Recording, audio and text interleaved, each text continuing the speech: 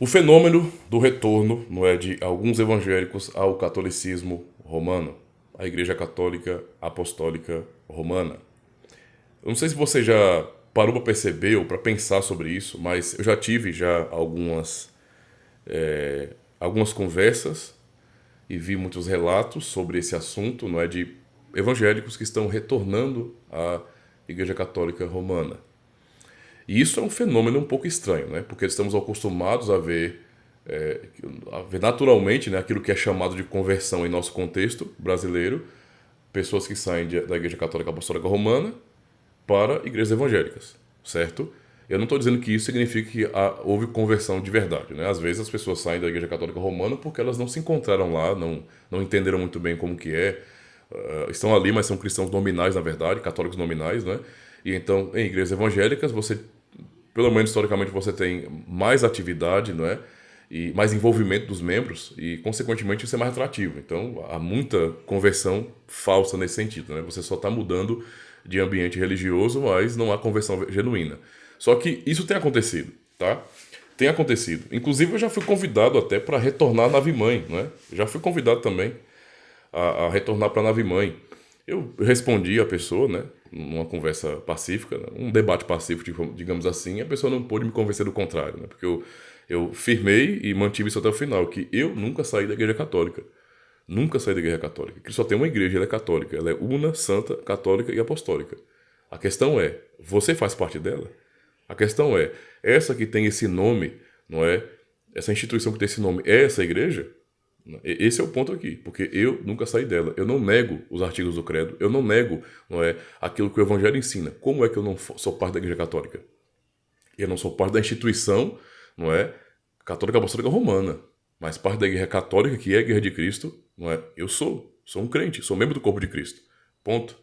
Mas, infelizmente, nós estamos vendo esse fenômeno estranho desse retorno. E eu queria até falar um pouco sobre o porquê disso, tá? Por que tem acontecido isso? Eu fiz um vídeo anterior falando sobre uma geração sem identidade. E essa questão da geração sem identidade é a principal razão para esse retorno. A curiosidade que muitos evangélicos têm tido em fazer esse retorno, não é? Em conhecer melhor a história da Igreja Católica Romana, é justamente porque falta identidade em suas comunidades. E é compreensível isso. Eu entendo por que isso está acontecendo, tá? Entendo e até digo, é justificável. Não estou dizendo que é certo. Não faz sentido para mim. Mas analisando as razões que as pessoas apresentam, não é? O porquê que elas estão fazendo esse retorno, eu posso compreender perfeitamente. Quando você olha para o evangelicalismo, você vê tantas denominações, e continuam surgindo mais denominações, de pessoas que simplesmente vivem cada vez mais se dividindo, comunidades se dividem o tempo todo, não é, para fundar novas denominações, certo? E eu digo mais, por razões que são tolas. Porque para pensar, aí o cara é de uma igreja batista, ele tem talvez voz naquela comunidade, e ele se separa daquela igreja e forma uma outra igreja batista. Uma igreja batista não sei das quantas, não é? A doutrina é a mesma. A mesma doutrina. Por que eles se separaram então? Percebe? Isso aí é interesse mesquinho, não é? Egoísta, não é? Isso aí é corrupção. Esse tipo de coisa acontece muito em nosso contexto, mas muito mesmo, tá? A mesma coisa de comunidades que são pentecostais, não é?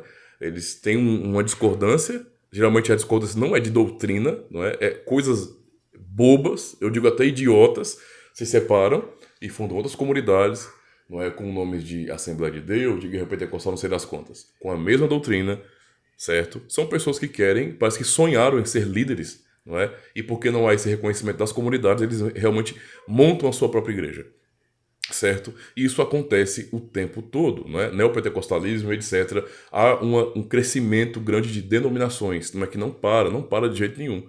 E então para pensar, essas pessoas que chegaram na época do Oba-Oba, não é? Dos movimentos que foram atraídas, né, por razões não bíblicas, mas por razões do Oba-Oba mesmo, elas vão para essas comunidades e com o tempo, muitos desses que são um pouco mais sinceros, não é? E são um pouco mais criteriosos, se abusam daquilo. E às vezes não tem referencial, porque quando olha para o evangelicalismo, vê uma bagunça, um relativismo tão grande nesse mundo, não é? Tão grande nesse mundo, onde cada comunidade tem um tipo de fé diferente da outra.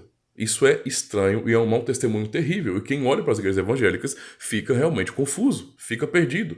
Então olha para comunidades que têm 2, 3 anos de existência, não é? Fruto de separações tolas que não tem razão de ser. Às vezes o cara não entende uma doutrina, um ponto, não é, daquela doutrina. Para ele, então, não dá para ficar aqui mais. Vou abrir uma guerra para mim.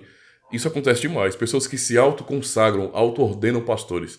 É uma loucura só. Então, quando as pessoas que querem ser um pouco mais firmes em uma comunidade olham para as comunidades evangélicas, no geral, não é, sem conhecer bem a história da igreja, não tendo, por exemplo, opções para igrejas reformadas porque não conhece, às vezes acha que essa bagunça todinha é o todo das igrejas evangélicas, né? Acabam olhando para a Igreja Católica Romana e o que eles veem? Eles veem uma instituição tradicional, milenar, não é?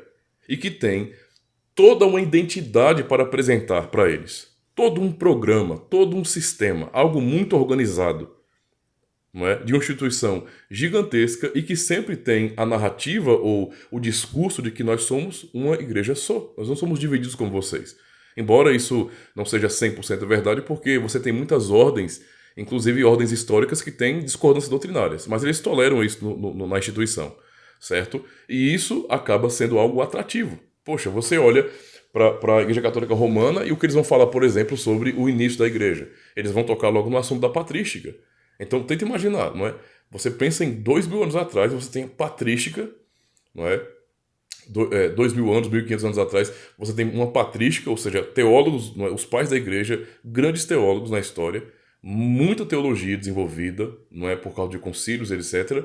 E você olha para comunidades evangélicas, os caras não têm identidade, não tem nada para apresentar, não é? Não tem nada para apresentar, é aquilo que eles estão dizendo e acabou. Veja como é estranho.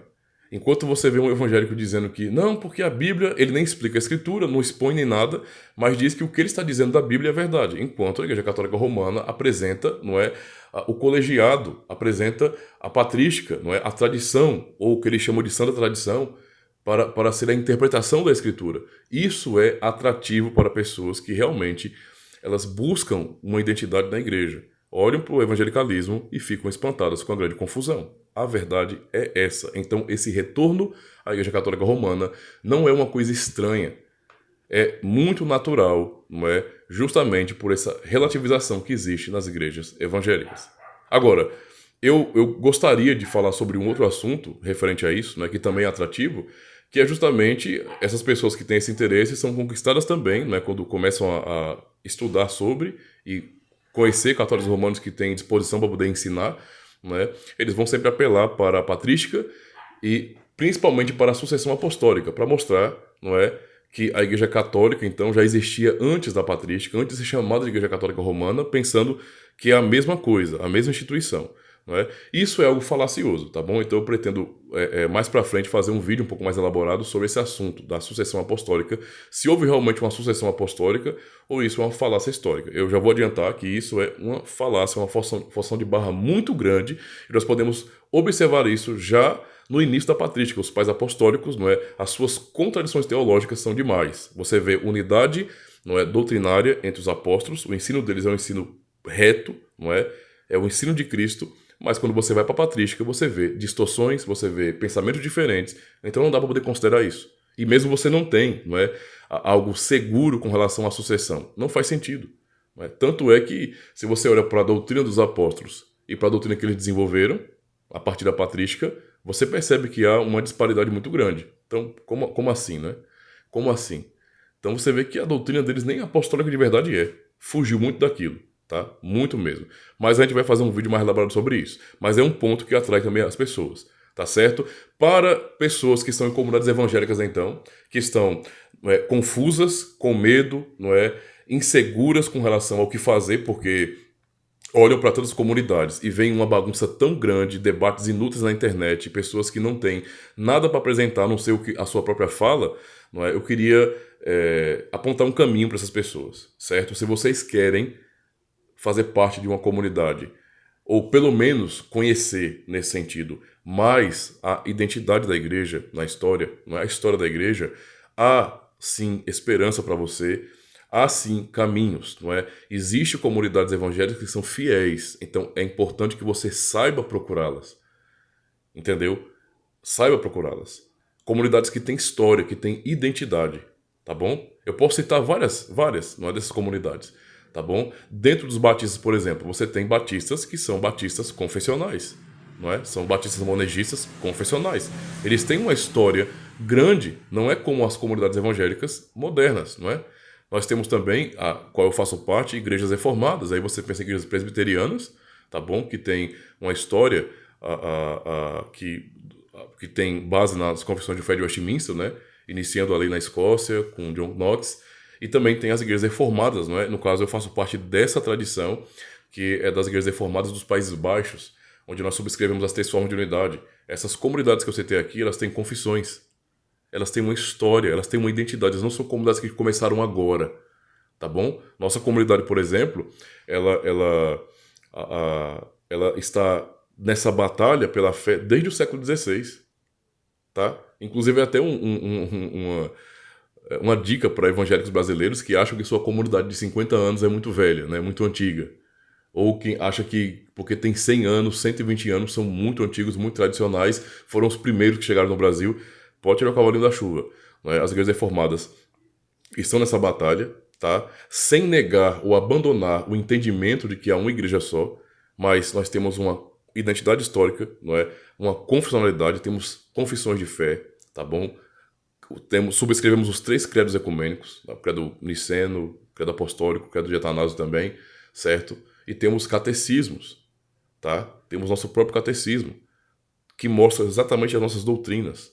Temos uma história preservada, tá bom? Se você quer realmente aprender sobre a igreja, tá? Que tem identidade, que não é essa coisa que você vê por aí, tem caminho sim. Se você que está assistindo esse vídeo e faz parte desse grupo que eu falei, de evangélicos que estão duvidosos, né, que estão inseguros, que não sabem para onde ir, então pode comentar aqui nesse vídeo, tá bom? Fazer suas perguntas também. A orientação que eu puder te dar, né, eu vou estar ajudando aqui, beleza? Então pense sobre isso. Há sim um caminho a igrejas que são reformadas e que se mantêm desse jeito, não é, com a mesma identidade histórica confessional, que não fazem parte dessa bagunça toda do evangelicalismo. Beleza? Então, valeu pessoal, até o próximo vídeo.